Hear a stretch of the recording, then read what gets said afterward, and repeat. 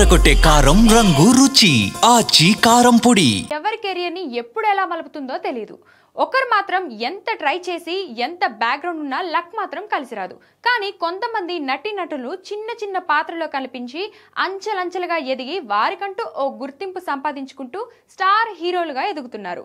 అలాంటి వారిలో star boy Siddhu Jonnalagadda ఒకరు. సైడ్ క్యారెక్టర్స్, విలన్ క్యారెక్టర్స్ తో అలరించిన ఆయన హీరోగా పలు చిత్రాల్లో నటించినప్పటికీ అతని కెరియర్ ఓ గాడిలో పడింది మాత్రం టీజే టిల్లు. ఈ మూవీలో తన అద్భుతమైన నటనతో మంచి క్రేజ్ సంపాదించుకున్నాడు.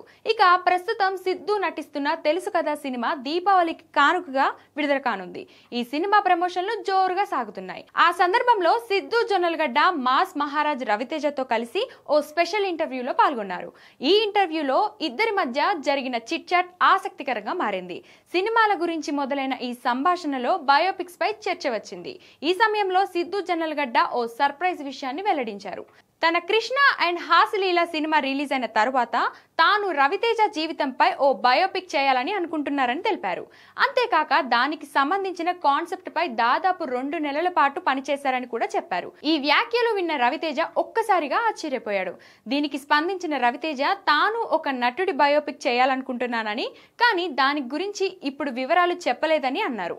ఇద్దరు హీరోలు ఇలా బయోపిక్స్ పై మాట్లాడడంలో అభిమానులలో ఆసక్తి పెరిగింది. మరి రవితేజపై సిద్ధు చేసిన ప్లాన్ ఎప్పుడైనా రియాలిటీ అవుతుందా అన్నది చూడాలి.